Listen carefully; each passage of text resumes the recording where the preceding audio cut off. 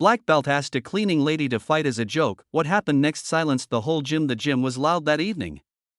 Music thumped, weights clanged, and sweat hung heavy in the air. Then one careless joke cut through the noise, sharp, mocking, and cruel. A black belt fighter laughed and pointed at the cleaning lady, not knowing that in a few minutes, the entire gym would fall silent. What happened next wasn't about strength or skill. It was about dignity, hidden pain, and a kind of courage that doesn't wear medals or belts. And once you hear this story, you may never look at people the same way again. Before we begin, if you enjoy emotional, inspiring stories that remind us of the power of kindness, make sure to subscribe, like this video, and share your thoughts in the comments. You're watching Kindness Story Hub, where small moments change lives. And now, let me tell you what really happened that night. The gym was called Iron Forge. It sat between a pawn shop and a taco place in a working class part of town. It wasn't fancy, but it was known for one thing: fighters. Real ones. Boxers, wrestlers, mixed martial artists.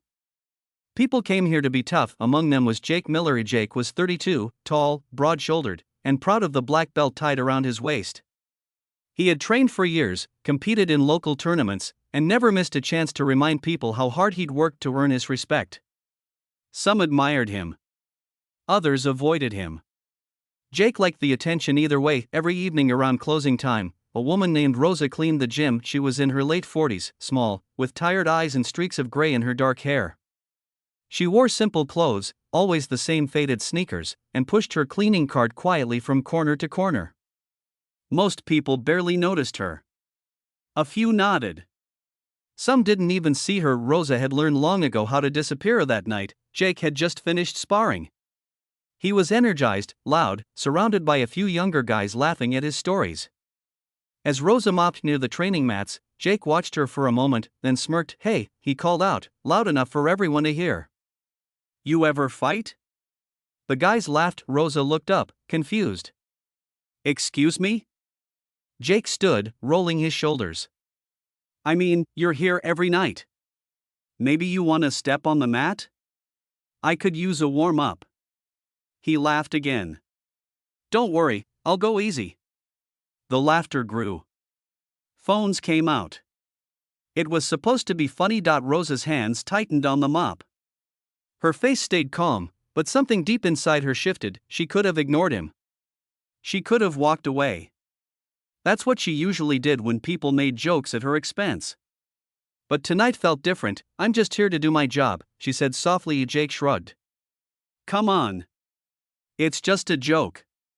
The gym owner, an older man named Frank, watched from the front desk. He didn't like what he saw, but before he could step in, Rosa surprised everyone. "If I step on the mat," she said, her voice steady, "will you promise to stop?" Jake raised an eyebrow. "Stop what?" Looking down on people, she replied. The room went quiet. Jake hesitated, then laughed it off. Sure. 1 round. For fun." Frank opened his mouth to protest, but Rosa was already setting her mop aside. She removed her jacket slowly, revealing a simple long-sleeve shirt underneath.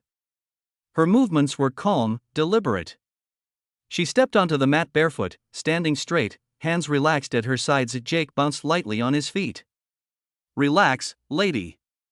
This won't hurt."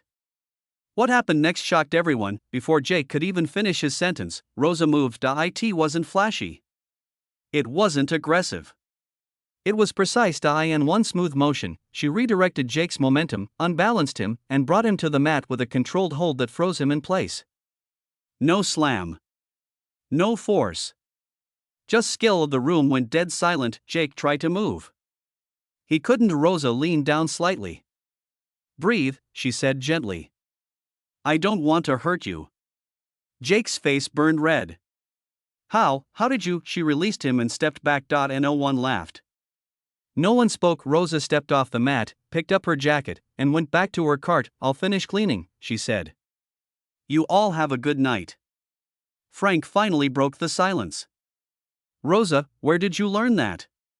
She paused, then sighed. "Long time ago," she said. "Another life." After the gym closed, Frank offered her a cup of coffee.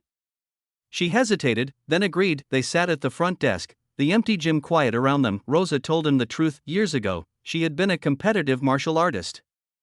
She trained relentlessly. She taught self-defense classes. She loved it. But life happened. Her husband got sick.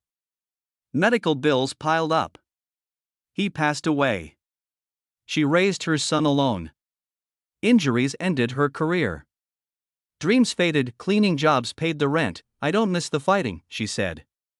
I miss being seen. The next evening, Rosa returned to work, unsure what to expect. Jake was already there. When he saw her, he stood up. The gym grew quiet again, but this time, the tension felt different. I owe you an apology, Jake said, loud and clear. What I said was disrespectful. I thought being strong meant being better than others. I was wrong. Rosa nodded. Apology accepted. Jake hesitated. Would you consider teaching me sometime? Not fighting. Just discipline. Rosa smiled for the first time. From that day on, things changed. People greeted Rosa by name. They helped move equipment so she could clean. Some even stayed late just to talk with her. Jake trained differently now, quieter, humbler. Months later, Frank offered Rosa a position teaching a weekly self-defense class. It wasn't about money. It was about respect. On the first night of class, the gym was full. Men. Women. Teens. All listening as Rosa spoke. Kindness, she said, is the strongest skill you'll ever learn. It costs nothing. But it can change everything. The room listened. Jake stood in the back, head bowed, understanding at last that true strength isn't about belts or titles. It's about how you treat the people you think can't fight back. And that night, in a small gym called Iron Forge, kindness won the only fight that ever really mattered. So remember this: you never know the battles someone has already survived. Choose kindness. It may be the most powerful move you ever make.